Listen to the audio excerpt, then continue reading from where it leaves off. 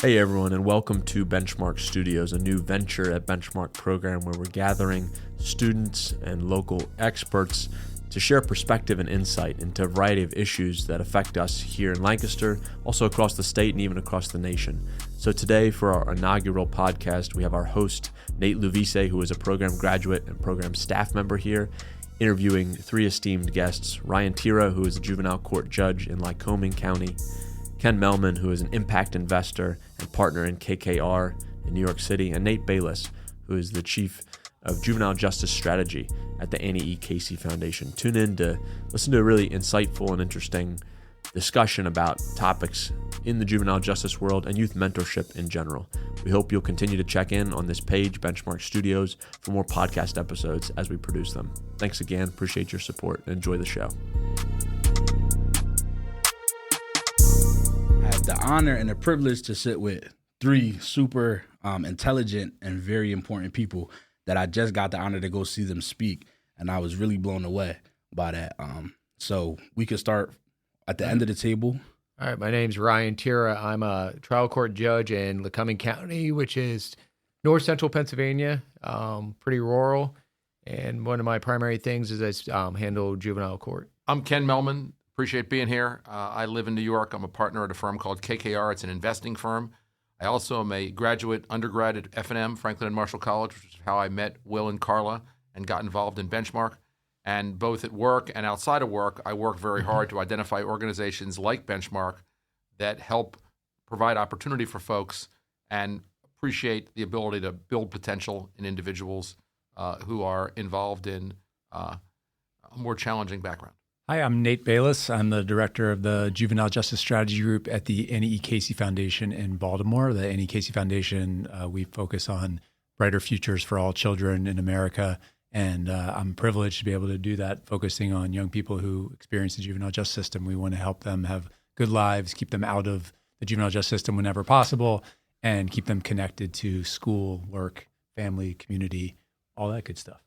I think we could jump right into it, though. I think one of the big questions that I have is, like, when you were younger, right? Going back to when you were younger, I know it's a ways back for some of you guys, Watch right? it. Easy. But when you were younger, who did you look up to? Because obviously, me growing up, I didn't look up to probably guys that you guys looked up to. A lot of people that I looked up to were, gang members and things like big drug lords and stuff like that, because that's the stuff that I was shown. I didn't know anything else other than that, So a lot of my brothers and things like that were in that type of lifestyle. So that's kind of what I looked up to, and that's who I was inspired to be. So who did you look up to? I was blessed with having two parents who were really involved with me.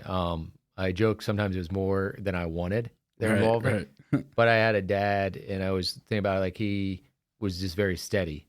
He didn't overreact to anything. Even if I had done something stupid, he kind of kept the course, and I kind of knew there were certain parameters to stay within, even if I was kind of being a knucklehead. Like I've always had that.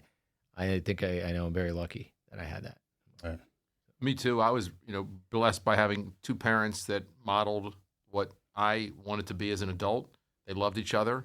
They cared about their family. They had good priorities. They're both really smart. And that was unbelievable. I was also really fortunate. I grew up with 4 living grandparents, and they were a really important part of my life. And so family was really critical to what I looked up to growing up. Yeah, I'd had the same. I definitely looked up to my parents, who set an example for what I could be. I think the idea of it was important to give back to your community. It was important. That family was important. My grandparents too. But that wasn't the only people I looked up to. I mean, I think my parents weren't cool. They were my parents, So you got to look up to someone who's cool. And for me, sports was a huge thing. So when I grew up, all I wanted to be was Isaiah Thomas, the basketball player for the Detroit Pistons when I was a kid. That's what I thought I was going to be. You learn pretty quickly that that's not going to happen. So I think I had a lot of those same things. I was looking up to, basketball players, musicians, things like that too. But it was always grounded in family. Right. And the other people that you looked up to, all right, so you said basketball players and things like that. Is there people that you guys looked up to as far as not in the category as family, but just people that you couldn't talk to on a regular day basis people that like you seen what they were doing and you seen their interviews and you seen them talk and you kind of wanted to implement those things in like who you are? Like, how did it build you and shape you to who you are today? I say I don't have anyone that jumps right out at me like that. That I would say from a distance, because I would look to someone closer. I had a coach who and I played football, and in ninth grade I hated him. He rode me and was hard and critical. But I started realizing the reason I hated it was because it was accurate. Right. What I wasn't doing right, and I wasn't taking responsibility. He is who I wrote my college application, or I had to write my college essay. I wrote about that relationship because from my freshman year to my senior year, how he became a mentor for me. And a lot of it was me learning to take ownership for my actions. Accountability. And I tell you, 8th, 9th grade were not good years for me in accountability. Right. And so somewhere after that, it's difficult. it took somebody kind of being very direct about those. Okay. So I'll give another example, a little older, but it's at college and it involves F&M. So as a professor at F&M, you guys may remember named Stan Mikulak. Yeah. Stan Mikulak was a professor of international relations in the government department. I grew up really interested in politics and government. And this dude was both an incredible lecturer, so much charisma, really funny, and a killer hard ass. Right. So this dude would, when you finished an exam, he would make people in the class who had answered the wrong way or in ways he thought weren't intelligent stand up in the front, and he would have them speak while he like trolled them and basically harassed them. And he was incredibly tough, and he was really, really, really smart. And I loved him, and he was one of the best professors I ever had in my life. So I went to Harvard Law School after F&M. I never had a better professor in my life anywhere than Stan Mikulak because he was so good on the content, and because here's what it was. And this is something that everyone ought to listen and appreciate. And it's the same thing with your coach. If somebody gives you grief or someone's hard on you, you know why they're doing that? Because they care about you. Right. The worst thing in the world is for people to pat you on the back and say, you're doing okay, when you know you can do better. Right. And your coach and Stan Mikulak, and for folks listening to this, kids who have somebody in your life, maybe a parent, maybe someone here at Benchmark, someone else, who kicks you in the butt, they're not doing that to be jerks. They're doing that because they love you and they care about you, and they don't want to see you not be your best. Right. And that's what Mikulak did better than anybody else. And he was a professor that I came to respect in a massive way because of it. Yeah, that's real. I mean, I had mentors in my life too that kind of did the same thing. And that we on the topic of mentors and mentorship, how impactful and important do you think mentorship is to young youth and juveniles that we work with, or just people that like you work with on a regular basis? And how did it impact you? You know, obviously you needed mentors to be who you are today. If anybody says that we got to this point in our lives with just us, it's a lie. That's foolish to think that. Yeah, I always say I get humbled when I think I know the answers, and actually I hear kids I'm working with, they've got it figured out better than I do at times. And I said, always got to be listening to learn. But going back to what you say about mentorship, that is the biggest piece that's missing when I see kids. The reason I'm dealing with kids in court is because there's something missing in that dynamic most of the time. That there are some times that some kids' behaviors have nothing to do with the situation they're coming out of. A lot of times their behaviors are survival. It's really figuring out how are they feeling important in life, how are they getting what they need in life. And a lot of that's because there's not a mentor there helping them. Right. It's interesting you say it because I think like the Professor Mikulak example, we all need mentors in our life, but it's also, I think, is really tied to one of the important things that you do here, and that is a misunderstood concept, I think, in the justice system and in the juvenile justice system, which is the topic of accountability. We are accountable in our lives to the people who matter to us. No one feels accountable to the local police officer just because he wrote a ticket on the car. Like, that is a technical thing we may have to do, or because they stop you. We're accountable to people who we want to impress, the people who we want them at our back, and we want them to call us out on our shit when we do things wrong, right? Like 100%. Those are the people who we are accountable to. And so I think that idea of mentors, one of the reasons why it's so important is you want people who are credible to you, who you believe in. And I want that person's approval. I want that to be somebody who also, when I do bad, will tell me that I'm doing bad. And I think even when kids get upset to hear that, they're going to appreciate it if it comes from people who they respect. And I think we're missing that in life in general. And it's not always part of how we work with kids. Can I jump in and ask a question then? Because I love what Nate just said about we're accountable to the people, just the people in our lives. For you, how do I, in my role, gain your trust that you want, that I can have that dynamic with you when I talk to you, that I'm not just another person who you don't care about? Like I have a fear that I'm a talking head and you can't wait to get, people can't wait to get out of that courtroom. So they're not listening. I want to bridge that gap. So how do I become the person Nate's talking about? When you were in court and stuff, how would I be that person? I don't think it happens. Well, I know it for sure. It definitely doesn't happen right away. Like when Will first did a presentation at Phoenix Academy, and that's when I first met Will. It didn't happen right away, and I was real like, I didn't know if I should, I didn't even know if I could trust him or go down to the program. You got this little white guy, right? Short little husky white guy coming in, talking to us that he wants to make our life better. And I'm like, what are you? And it doesn't cost anything. You can come to our gym for free. And I'm like, that's not really how the streets work, though. So if you're doing something, most of the time it costs something, right? So I didn't trust him at all. But a lot of times I can't tell you how many times I messed up in front of Will, and he like chewed me out for it, whatever the case may have been. But it was never like, all right, I'm completely done with you. The door always stayed open. The communication was always there. He never kicked me out of program, no matter what. And I really remember this one time when we were he started taking me to his meetings, and I'm sitting in the meeting, and we leave the meeting, and I had a whole bunch to say after the meeting, and he looked at me and said, well, what the fuck are you doing? And I said, what do you mean what I'm doing? He said, well, why aren't you talking in the meeting? And that's after that, it was game over. It was a game changer. Now I felt like I can be heard in this meeting. I know Will respects me, and he wants me to put my input in the meeting. And he told me, he was like, what do you think I'm bringing you to these meetings for? So that you can speak.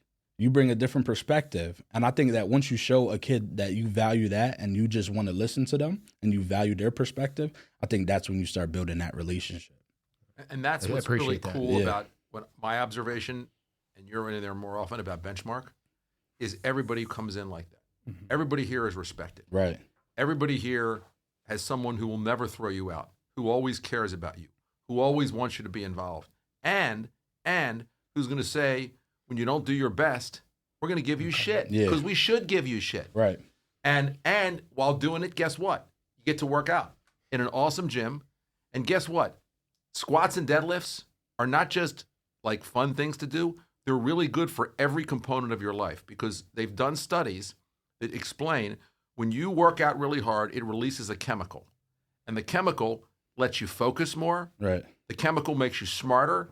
The chemical, endorphin, makes you be able to be more disciplined. And so think about that. You get to come to a place where people care about you, where they are going to say, we're going to hold you accountable. You can hang out with folks who are fun to hang out with, and where you're going to work out in a way that is good both for you physically and also for your mind. Right. And the truth is, like, it's like I said, like the door never closed. No matter how many times I messed up, it didn't matter. It didn't matter to him how many times I messed up. He was gonna fix it. We were gonna correct it, and we were gonna move forward.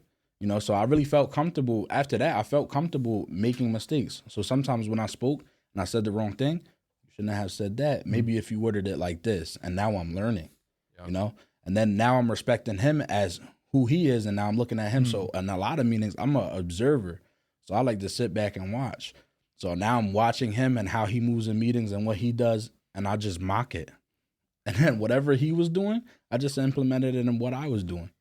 And that's how we, that mentorship kind of came about. Other people in my life too as well, though, like that come from similar backgrounds as me, that who have already made it out, they've helped me out a lot too. Roman, who has a similar background like me, there's some things that he could talk to me about because he just gets it and he relates to it that Will probably can't talk to me about. So the power of having multiple mentors in your life is super important. I got another mentor named Mark Corman. He's like this little 5'5", white man. He's really tiny. I'm sorry, Mark. I know you're probably going to see this. I apologize. But you wouldn't, we've walked into places and people look at us like, what is this relationship, right?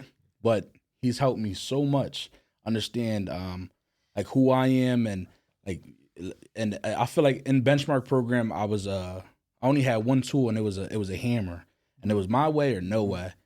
And he taught me how to have these tough conversations with people so that I can get into certain rooms and then I can express how I feel and we can get something done.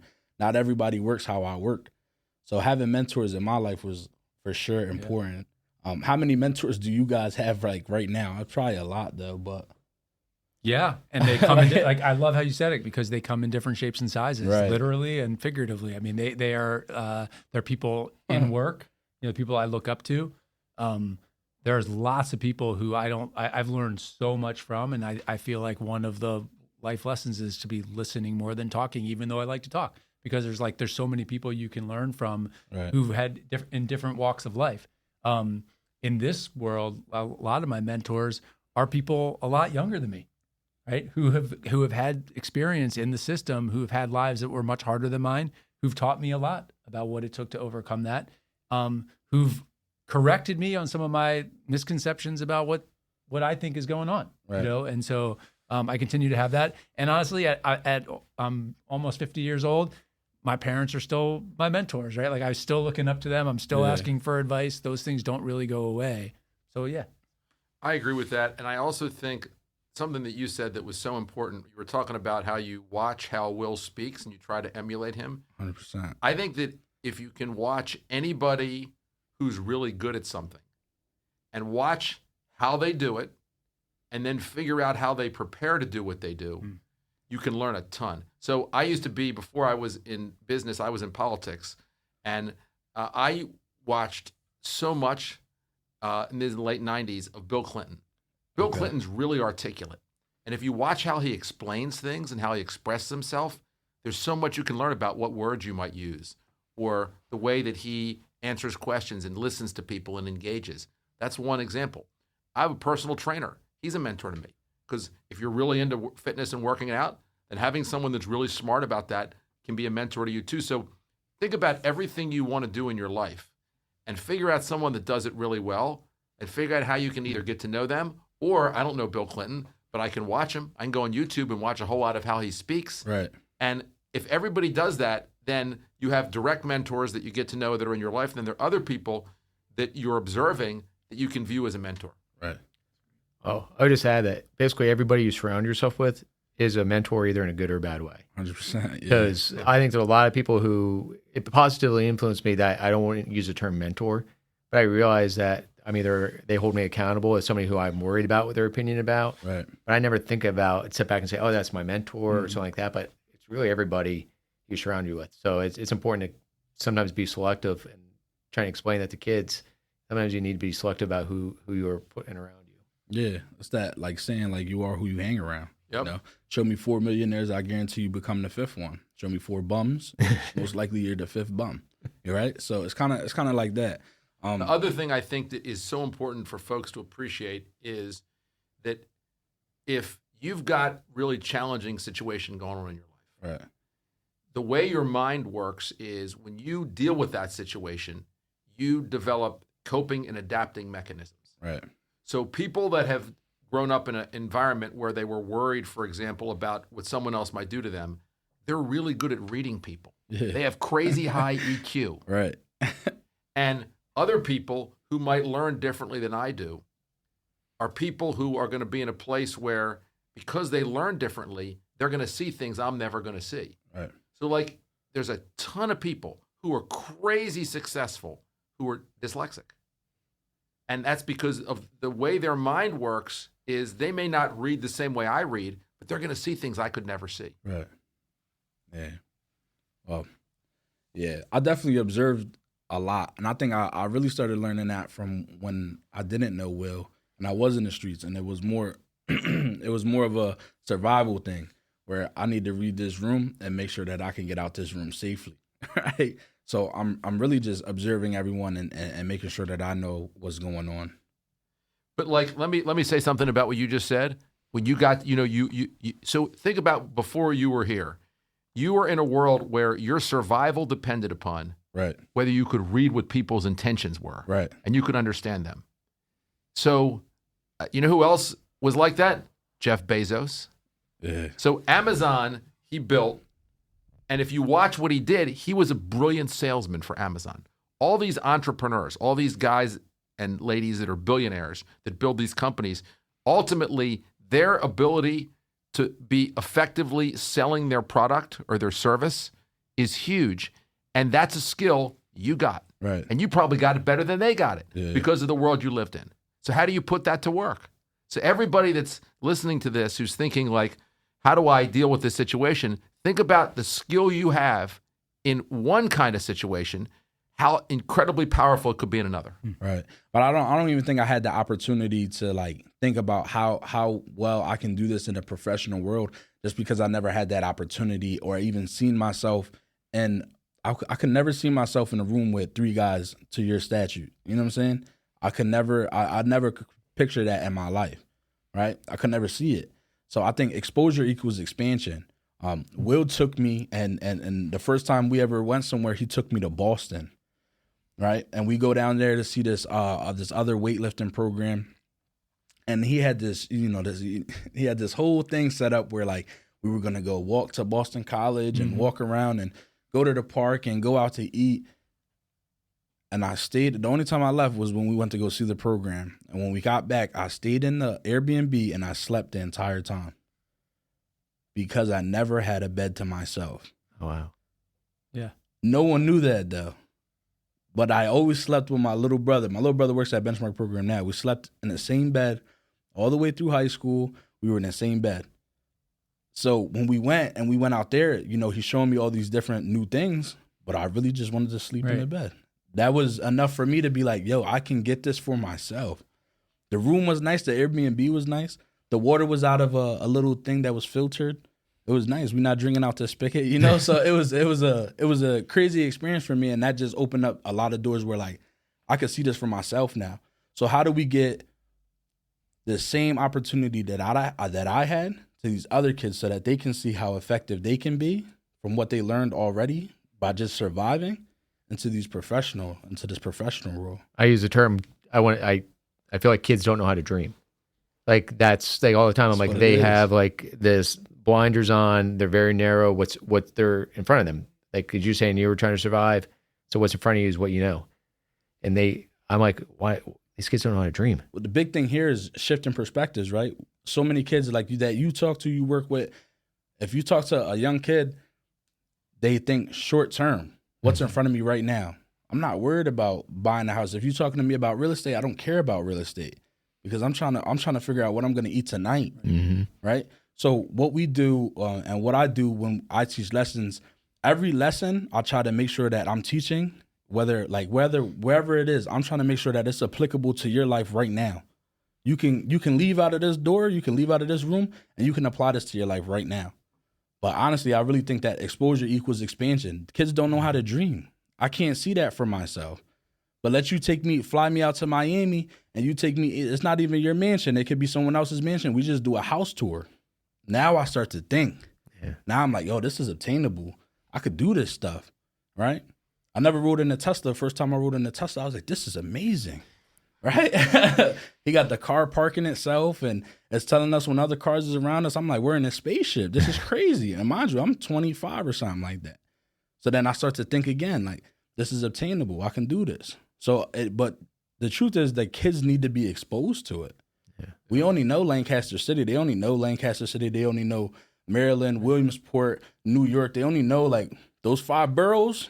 That's all they know. Right. They could take a train and go over there. That's all they know. So how do we get them outside? And how do we start to do that? Is there a program? Like, what do you guys think? How can we start to show these kids that there's more than just what's in your area? Because like along those lines, what was your thought? The idea of going to college, was that like so foreign to you? That idea of like you'd go to like so kids that you ran with ever talk about college?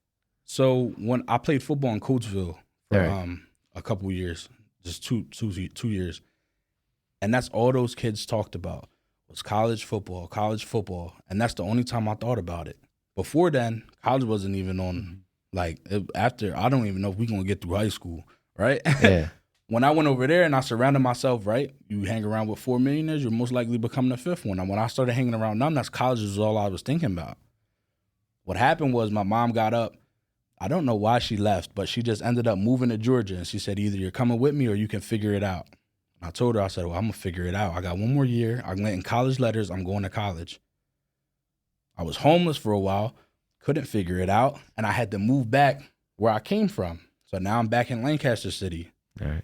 College wasn't an option no more. We're back to surviving. Yeah. You know? So I did think about college when I played football in Coatesville, but after that, once you took me out of there and I just couldn't play anymore, I went back to surviving.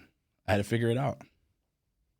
Well, I think to your question, I think we need, when you're asking what does it take to expand young people's exposure who don't have it to the wonderful things that are around them, that's part of where mentoring comes in. And that's where part of programs like this come into play. I think we also have to make those places welcoming for those young people.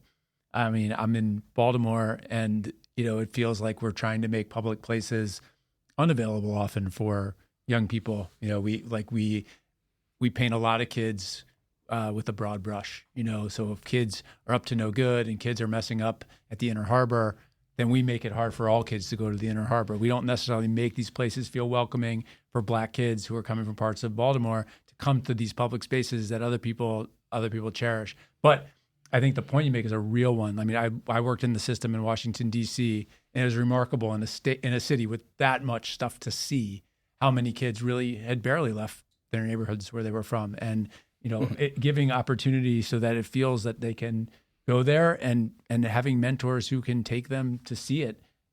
Kids aren't necessarily going to want to go by themselves to go to the Smithsonian. It can require someone to say sometimes, I know when I was a kid, we're going to the Smithsonian. Like that's how you get exposed to that stuff. Right. And who took you there My parents took me, when I was a kid. Yeah, they take you. And it didn't mean we always wanted to. Right. I would rather play basketball than go to an art museum. Right. But sometimes you need to see an art museum to expand your world. Yeah. And I also think to what you're saying, like sometimes your parents didn't give you an option. Mm-hmm. This is what it is. And I think a lot of parents nowadays, I got two kids.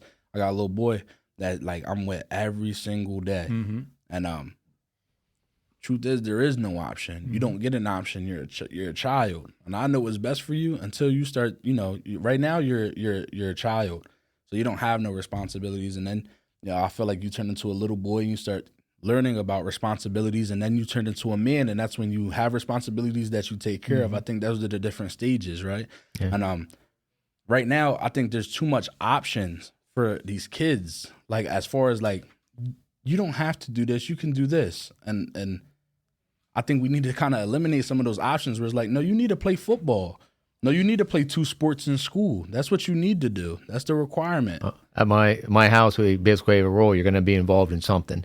And if you don't want to play a sport, you can be in the band. You can be in the musical. Doesn't have to be what I want. Right. But you're going to be involved in something besides just going to school. It's interesting. In one of the places that we work with a juvenile justice system is in Tacoma, Washington, Pierce County, Washington. And one of the things that they really changed about their system for young people on probation, they have all kids are expected on probation as part of it to participate in a positive youth development opportunity. And your point about choice is a really interesting one. The idea is you cannot ride out probation on your couch. Mm-hmm. It's not just not getting in trouble. Yeah. That's not what it means. Right. But amongst those opportunities, it's like 20 different things. So the idea is for some kid, it might be that they have this boat building program and you literally learn how to build boats and you can be right on the water in Tacoma. For some, it might be culinary. For some, it might be the bike or skateboarding or hip hop there's a million things. You want to create options, but it's not optional to participate. It's your family rule. I take that from my family and I put it in my courtroom because I will be, especially the kids that seem to have too much time in their hands. I'm like, what do you like to do? Mm-hmm. And if they say it's a sport, then I'm like, all right, you're going to sign up for something, or you're going to play it directly. You're going to do something, and the probation officer is then the one who makes it happen. But we basically will do that. Like you're going to come up with something especially the kids that say, I don't care. I don't like anything. Right. Really? You don't like anything? Right. We're gonna change that then. So. Yeah. And I think that's what really makes the difference when a kid like me steps into the courtroom and I see you, and then I've never heard no other judge say that. Hey, look, you're gonna do something. Mm-hmm. What do you mean I'm gonna do something? Yeah, I get some of those looks. And just like that, we were right back with the Benchmark podcast, the Benchmark podcast. But Ken had to leave us, so now introducing pinch hitter. The pinch hitter. That's crazy. Yeah, my name is Whit Welch. I'm the director of programs at Benchmark. Cool. So before Ken left, we were talking about just mentoring, exposure equals expansion, getting kids out there, exposing them to different things so that they can broaden like their dreams and just we deal with a lot of kids that think short term, just kind of shifting their perspective so they start thinking long term. I kind of want to change the conversation into like, how do we feel like, or what do you think the biggest, like, I feel as though like we deal with kids that have gun charges and homelessness, and they're fighting all these different things. But what do you think like the main core root from all these problems stem from? Right? So like the question, I have a gun, like we're not talking about me stop having a gun. We're kind of, why do I have a gun? Yeah. What's the reason I have a gun? Me and Whit never used why. Like, why did you do that? Because that sounds accusatory. Yeah. And actually, Will had me read a book. It's called Never Split the Difference. And we use what and how questions when we talk to kids. But I think that's the main thing. So, like, I just rambled on for like 10 minutes about nothing. No, that was good. No, I have a question. So we was just rambling. So how do we do that when you're saying you don't use the why? Because that's really hard for me in my job. So, kid has a gun. So you'd ask them how what's the question you're asking them? So instead of why did you have the gun? Yeah. What makes you feel as though you need a gun? Mm-hmm. All right. You can always change any why question into a what and how question. Yeah. And I think the framework too, because even like some people will try to get away, especially around like guns. They'll be like, how did you get the gun? And it's like, that's still like accusatory because it's not person focused. It's like the crime. That's like the main point that we're trying to talk about. Right. But and that's not it. No, it's critical. We're trying to figure out that language because I'm thinking the way I think you are, like, what is going on that this kid's doing this? So what's underneath the surface? Right. But how do I get there without asking, like, why do you have a gun? Is helpful for me to understand that, like, just asking in a different way. Yeah. One of my curiosities, like, as a judge is, because I think this is I'm really glad we're talking about this, because I think it's different for Nate to ask those questions than for a kid in front of you in a courtroom, right? I mean, it's just the setting matters, the role. Like, you and Nate could be equally awesome with that kid and be wonderful, but you're wearing very different hats. Like, the power dynamic in that way is so different. And so it's an interesting thing where we really do want to understand what's underneath that. I said what instead of why are they doing it? So what's underneath of what is the reason? But who does that will matter, right? And I know that you as a judge are in the room, like, you need to know these things. And yet, in some ways, it's going to be really hard for a kid to be open in your courtroom, right? I mean, that's my struggle when I said earlier about, like, how do I bridge that gap? Because I really do want to be knowing that kid individually in a sense of, like, what's going on, what is it that we can do to help you, and have that, and trying to build that trust. And I know it's not going to happen in one meeting and everything else. So my hope is it's the long game I'm also playing, is building trust with them one step at a time. But I'm constantly asking questions to people that are in this field, or even the kids in front of me, to try to figure out, oh, if I do this differently, this is going to play better with this with the kids. Like, they're going to get this, they're going to put down their guard a little bit more. Yeah.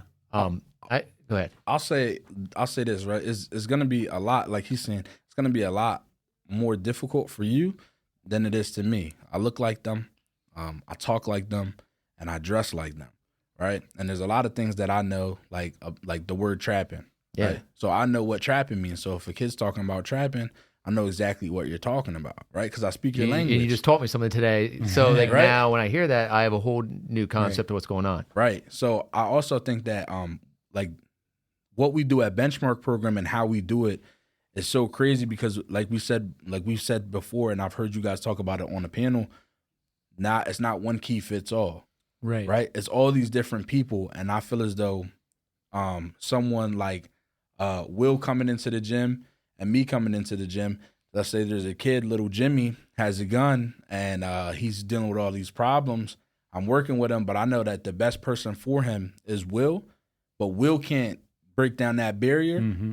I'm going to bridge the gap. All right. So now I'm going to tell little Jimmy, Will's one of my best friends. Will helped me do this and this and this. You can trust Will. I trust Will. And now he's looking at Will like, I'll talk to you. It's a different game. Right. So I was going to ask you, because you said there's other gentleman who's a mentor. You said he's the shorter gentleman, Mark Corman. How did he how did he get your trust? Because that's for me. I think it was Will who. It was through Will. All right. It was through Will, and first couple times we met, it was real stale. We didn't really talk about much. And then I started having questions. I started finding out who Mark Corman really was, right?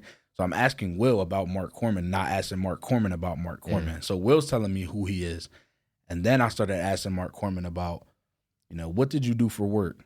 How did you handle this type of problem? And then once we started doing that, then we started building that relationship where then he was asking me, what's blood life like? And I'm like, it's like this. And then he's like, well, what does this mean? And, then he's like, well, how do you talk on the phone? And I'm telling him different type of lingo for oh man, I hope we cut that out. But I'm telling him stuff that, I wouldn't tell just anybody, right? Yeah. So now I feel like he's my friend. Then he invited me over to his house, beautiful house. So that was the other thing I was, Ryan, thinking about is the idea of, you said before, you only get to see a young person for a short amount of time and you don't be able to follow up. Even here, right, if you could be the most credible person in the world because of your life experience, but if you're not consistent, right, then forget about it. It doesn't matter that you saw him the one time. And so that, what you just described in that story, it's not just one conversation. It's that you keep going back to that. And I think that's one of the things that you can offer here. You're seeing these kids over and over, and you're not going to do it right every time, right? I assume you make mistakes all the time in the approach with young people. And yet you have multiple chances to get it right because they keep coming back. And I think that is a thing that I know we often hear from young people who've experienced the system. By the time a kid gets in the juvenile justice system, there's oftentimes a lot of things that have gone sideways for him. And a lot of that comes from inconsistent people in their lives, people who have promised them things, done things, been there for a minute, but not been there. I laugh because the number of times I've seen kids when mom or dad starts talking and making all these promises about how things are going to be different, and you see the kid's eyes roll and the head drop, and it's that inconsistency you're talking about. They don't trust the parent to back up their words. But that's before they get to the system. That's what they've experienced. I also think that some of it comes from what kind of questions you ask them in the courtroom, and when you're trying to build that relationship, is it meaningful questions? Are these questions coming from, can I jam you up from something else, or is it just because you really care and you really want to know? And I think you being authentic and you being who you are, you can't relate to me about carrying a gun and selling drugs. You can't. But what you can do is you can ask questions, and I feel more comfortable with you, and then I'll start to tell you the reasons why I do it. Yeah. And I think that consistency and just being there, and I'm asking meaningful questions, not questions like, where'd you get the gun from? Mm-hmm. Yeah. So we can go get that guy too. It's not that. Yeah. It's what makes you feel like you need a gun? Do you not feel safe? What's going on in your neighborhood? What makes you feel like you need a gun to get home? And then you start breaking down, these guys at school, when I walk home, this might happen. So then you start breaking that down, and then I think that's when the real work starts to begin. When you really get to the root of what they're doing it for. Yeah. It's really helpful for me to hear that, because it's another reminder to slow things down a step. Right. Sometimes you assume you know the answer, why they did X or Y, and slowing it down and just letting them have a chance to give the underlying why don't you feel safe, or what makes you not feel safe. Right. You being in a courtroom, have you ever talked to a kid about has a kid ever talked about, or has anyone ever heard a kid say social media made me do it? Have they ever said seeing those things on social media kind of peer pressure me into being this kind of guy I am today? Not pressured into, but I have the kids who the fight is over social media, then leading to someone showing up with a gun, Right. and shooting at someone. I've had that where social media has been the platform for where the disagreement or argument starts. Yeah. And there's in dealing with bullying and things like that, but no one's saying I'm trying to imitate a social media person. Yeah, I think social media has such a crazy presence in our kids' lives and everyone's lives now. I remember when I first started a gang in Lancaster County, it was because of Chief Keef when he first came out, and they were talking about 300 O Block and OTF. So then that came over to Lancaster, and what we started doing was the blocks that we were chilling on. If it was the 500 block, we were 500. If you were on a 400 block, you were 400. And that kind of like, once like social media kind of like blew up and we started seeing those things, that's how we started like getting gang names, and we thought it was cool. You know, we thought like this was the norm. I see the same thing, the 500s, like the kids that relate to the numbers based on the block they live. Right. Yeah, it's different. Have you ever seen? Yes, I have. No, but just something that I was thinking about was even so when I first started at Benchmark, just kind of tying in like how to go through and gain those relationships. Obviously, me and Nate don't look the same. The kids look at me and they're like, "Who the hell is this guy?" But the thing is like you were talking about Chief Keef. So like when I first started at Benchmark, I did not know who that was. Right. So then when I went home is I'm going to learn a ton about Chief Keef and like doing my internet research of like, OTF, what does that mean? Right. And like all those different things. But I think that working with kids in the juvenile justice system, if you are able to come back and be like, hey, what you talked about yesterday, I heard, and I went and did research on it. And I'm here because I care about you. And now me walking around, I know all this information about drill. I know who Leaf Ward is. Right. I don't know why, but I do. Yes. And I know what the song Doot Doot is. And I'm like, and I know those lyrics because the kids are like, oh, you don't know this song? It's like, so sorry, we're going to turn off the Zach Bryan or the Miles Davis tonight, and Doot Doot's going to come on, and this is going to be it. But I think that just being a really good connection point as well. That just shows though, like how much like you're willing to go above and beyond. It's like I said before I met you three today, I did a bunch of research on who you guys were because I know like this podcast was meaningful to me, and I know getting in front of you guys was gonna be a big deal for me. Hearing you speak, so I did my research. So the same with Whit does his research, and he finds out, oh, Chief Keef is this person. You got Lil Durk and all those Lil TJs and Lil this and Lil that. He did his research. He doesn't even listen to that music, but he has some common ground now. Right. So when the kid's like, you don't know who this is, and he's like, actually, I do. Now I can rap Leaf Ward with you in the car. I don't know if I can rap with him, but I had a kid who I had him coming every week to court because the only way he ever behaved was if he had court like right in front of him. Because if the court was 3 months out, he'd wait to 2 months to start behaving. Yeah. So like, all right, we'll come every week. We'll just sit down and talk. So I asked him what he listened to, and young boy NBA, and I'm like, NBA, young boy. No idea. I'm like, all right, I didn't say a word. I just asked him for things. So I'm like, before next week, I'm going to listen to this, and I all of a sudden all the F this, the shit this, and I'm like, all right, this is going to be an interesting conversation. So he and I walked in the next week, and I was able to tell him names of songs. And the fact that guy had turned a different leaf. He had actually started talking publicly about how he felt his music was a wrong influence. He didn't know any of this, and he turned to his mom, who was sitting there and goes, do you believe this? He listened to this. I said, I'm in. I've got my in with this kid now. Yeah. Like he heard that I listened to him. You met him where he was. Different. But it was funny because there was a whole lot of stuff. I was like, all right, this is going to be an interesting conversation here. It's intense. Yeah, that's an intense rapper for real. But I think that's it's crazy that I don't know. Like I've been in front of a lot of judges, and I've never had anyone go to that extent to build that type of rapport with me. You know, and then me growing up in the court system, and seeing my brothers and all of them, and I just know the judges are taking my family away.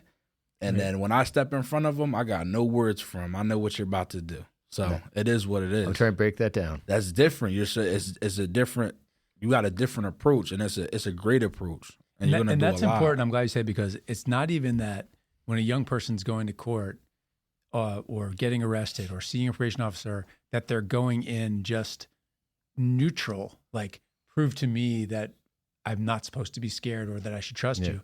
They're not coming in neutral. They're actually coming in with already a history because of other people in their life who've experienced this, maybe in front of the same judge, right? Like depending on where you are. So they've had those experiences. It might be their parents, it might be their sibling, it might be their friend. And so, I mean, that's a lot. That's a lot to get over, like in building those relationships and understanding that. And I think that question of asking people, do they distrust the system? Like they kind of should distrust the system. Like there's lots of reasons why they would come in and not be like, these people have my best interests at heart. Like there's lots of reasons to not think that. And that the fact that you're starting with that uphill battle makes the job of judges hard. It makes the job of probation hard. It makes the job of the system hard. And I think it's important to know that and not personalize that, right? Because it's hard to do, but it's not about you. It's about like what they've already come in and seen. Yeah, we talked about it. We talked about it. I told him I was on probation since 6th grade. 6th grade, I just got off probation when I was 25 years old. So it was half your life on probation. Life. By the time you're 25, you've been on probation for half your life. Right. And that's crazy to me. And I'm talking about like probation where like you can't leave 30 miles from your house. You have to let the probation officer know what car you're going in, who you're going with, the place that you're staying, if there's a dog in the car, everything. What color is the car? So everything that I could do not being on probation and I'm not breaking any laws and I can do it just freely, you had to get permission for those things, even though they weren't violation of any law. Yep. And that's really hard. I said I use the word tripping up. It's so hard not to step on one of those lines because anyone else can do it, and that's not a problem. Well, and also that duration is crazy to me. Like just, I mean, anyone, right? Like there's only so long you can do anything without making a mistake. So like the idea of doing it for that long. But the other thing that I think is so upsetting to hear that story, so I appreciate you sharing that, but is that, the whole thing we want for young people is to imagine a world free from the system. Like we don't want the people in your county to know you, right? Like they should know you exist as a judge, but we don't want them to ever see you in the courtroom. There's no good situation where they're seeing you in the courtroom. If a young person's already been before you, the best thing that could happen is that they never see you again. Under what world would it be okay? Like if it was your own kid to like, you have kids, right? To be under probation for 13 years. Like that's just, as a child, like to do that. Like how is that teaching someone about a world where they're able to go and do great things? And I think that the more often that we keep telling kids that you're not worthy of something different, like the less chance we're going to have of seeing them succeed. And again, like that's why a place like Benchmark is so good, because it's really like built on the idea of like, you want to know what they're into, right? And like, you're like, I want to build off from that and help you be who you're going to be, like, which is very, very different than conform to like, follow these rules. And that's how we know you're doing well.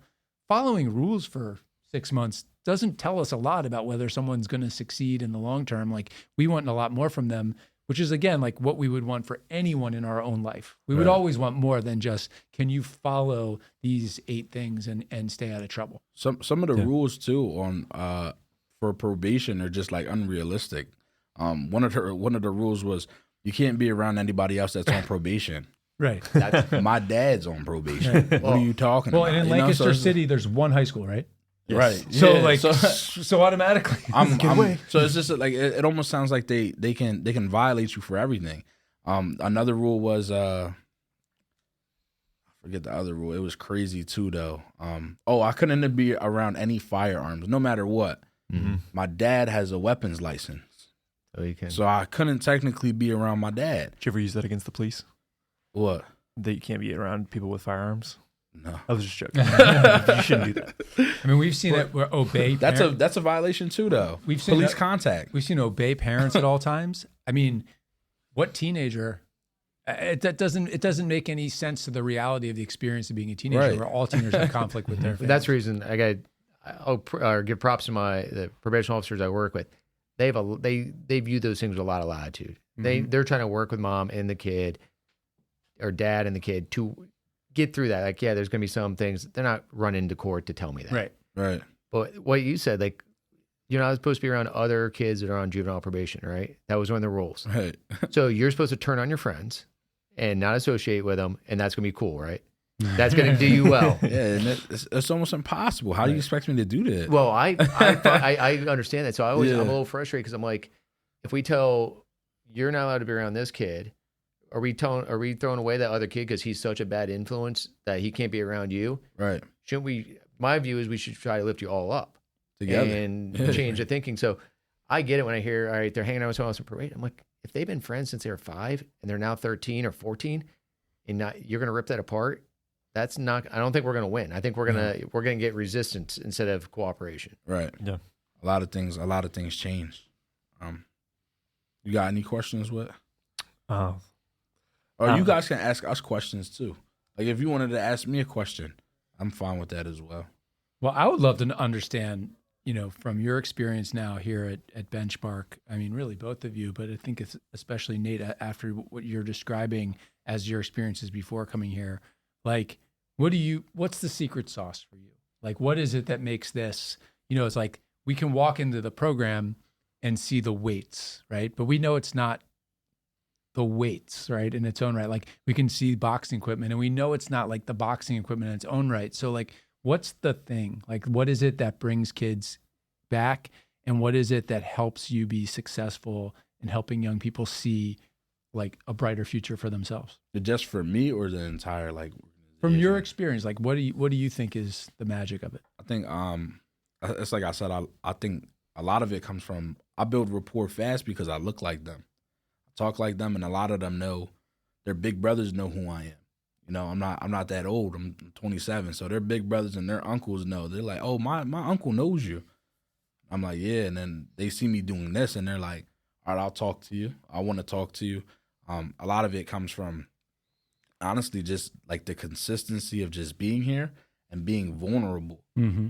So when they ask me about my kids, I tell them like when I first had my daughter, I didn't want to hold her or give her a bath or anything. I didn't want the connection because I knew eventually I was going to end up in jail or I was going to die. And if I end up in jail, I didn't want to feel weak.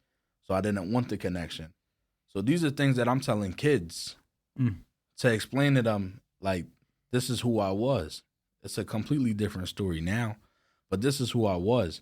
So being that, having that, like, that vulnerability with the kids and letting them know, like, I'm human too. I've made plenty of mistakes. I've gotten shot before. I lost 4 liters of blood. The bullet stuck in my spine. I've done the things that you're doing. And I'm letting you know that, like, it's still possible for you to make the change. I'm here now. I'm on a podcast with 3 people that I've never thought I'd be on a podcast with, right? Not you, Will. It was Ken. Does that naturally then lead to the conversation about, like, their decision making, like when they start to build that bond where you're like, I've been in your shoes, like do you start to then you feel like they start to ask you, I guess, for advice, even if it's indirectly, or they're kind of leaning into you for advice? So my approach is completely different from just giving a kid advice. Yeah. I really pride myself on creating critical thinkers. I want you to be able to think for yourself and get yourself out of the situation. And that me asking you a bunch of questions so that you come to the conclusion that I could have just told you like that. Yeah. I'm empowering you so that you feel as though you can make that decision yourself. And now you feel the next situation, you don't have to come find me. You can come find me so we can talk through it again. Yeah. But you know what you need to do because you thought through it the first situation. Yeah.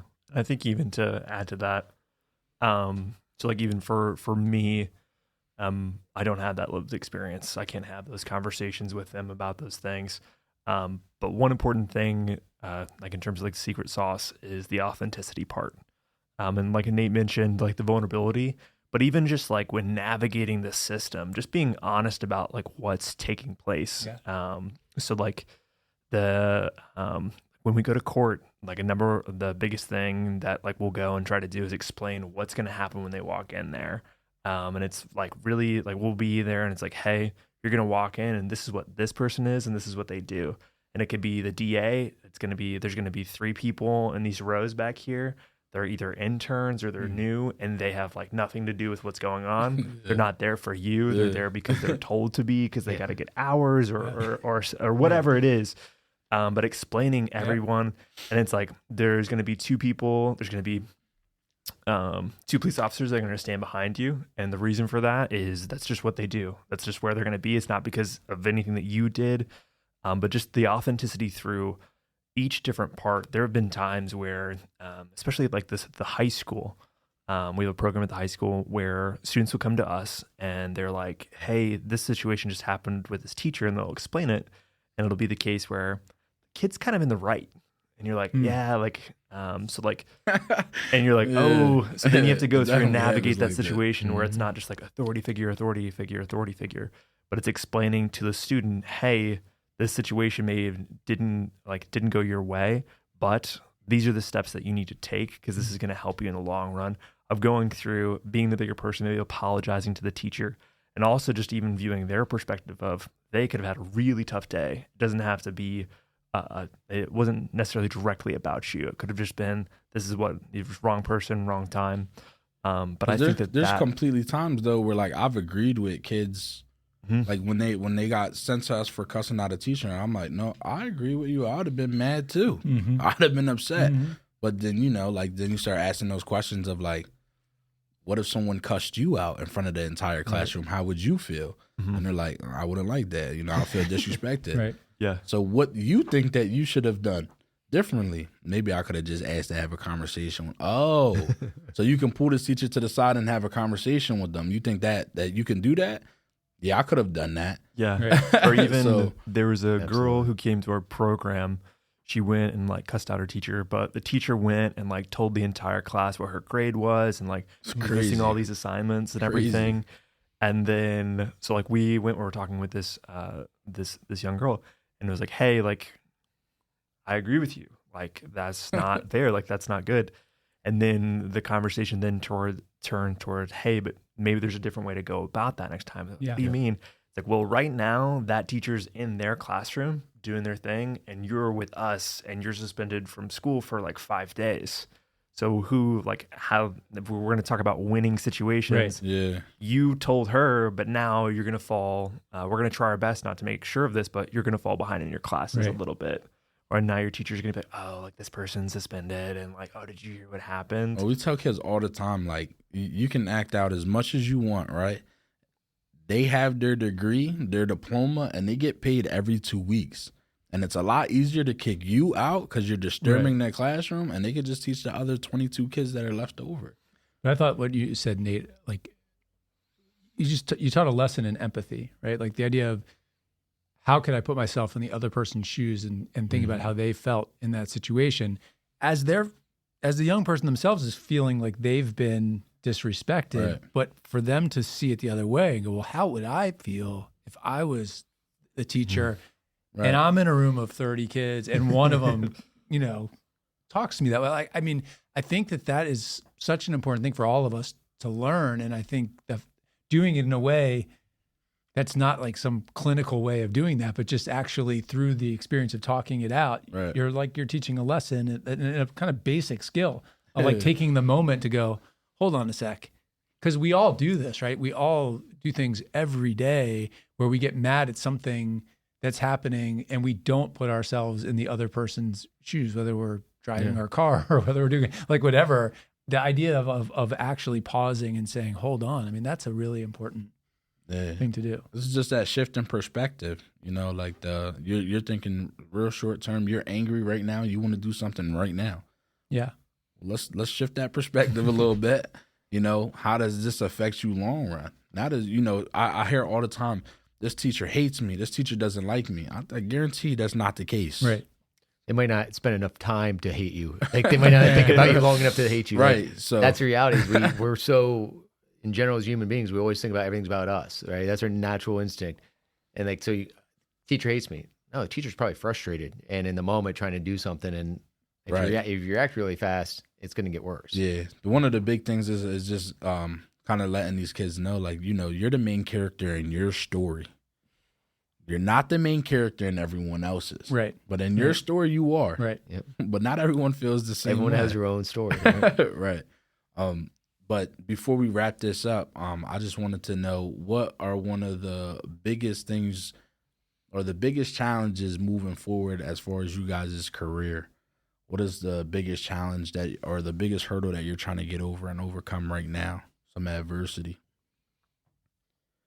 You want to start, Ryan? If you have something, go right ahead. Otherwise, I mean, I'll start. I think one of the biggest challenges we have that isn't a forever challenge is the negative narratives about young people. Every generation, you can go back centuries, right? And it's always like kids these days. Kids these days are the problem. And I think in today's landscape where the way we consume information and the way everything is such a intense take on things going on, it really concerns me. And when we mix that with race of kids and the places where they live, we're battling a lot. And so I look at it, looking at the macro level of what's going on with kids in crime, and we can look at like when Ryan and I were teenagers, this country had a way higher level of juvenile crime than it does right now. And yet there's this perspective that things are always getting worse. Mm-hmm. And I think that there are specific things that are more challenging. I imagine as a judge today, knowing that there are just way more firearms out in the world, and that means more kids are picking them up, is a very scary thing and raises a lot of questions of like, what do we do about that? But to me, I think the biggest challenges we have is how do we make sure that we get more kids exposed to places like Benchmark when they're getting in trouble? Because I do think that we have an understandable but wrong instinct, which is the worst thing that a kid does. Our instinct is to give them our worst. And I think that we have to figure out how to reverse course on that, because all the wonderful things you do here, and you do a range of work here, but the best part is that you're saying, actually, we're raising our hand. We want to take on kids who face the most difficult challenges. That's what we're trying to do. And it's really wonderful to do. Everyone needs a mentor. Everyone needs an after-school program. But saying like we want to do it for kids who present with some of the biggest needs, we want to work with kids who've harmed other kids. Right. Yeah.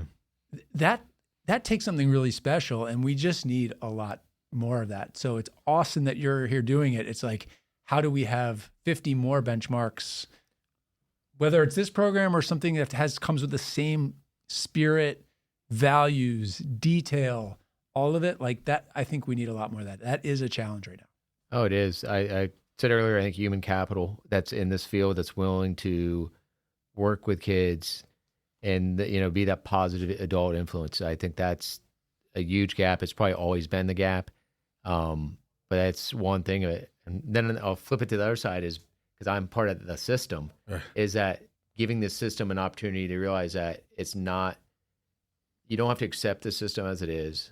And the reality is the system is just a bunch of people. Yep. And give some of us the chance. I like to think like I'm willing to push against what the norm is or what's always been done, and not just show up and process, but actually engage. Give us a chance. When you're on the other side, don't assume that we're all have that mindset of like throw away the key, lock a kid up and throw away the key. Right. That there are some of us out there, and I think there's a lot of us out there who want the opposite. Doing things. Right. Mm-hmm. Well, I appreciate you guys for cutting out some time to talk to us. And I do want to say that I definitely was blown away by you guys on the panel and in this room, just the answers that you've given and the vulnerability of you being able to shed some light on the inside of both of your jobs. And we really do appreciate you guys. So awesome. Thanks, Nate. Thank you, Nate. See you. That was fun.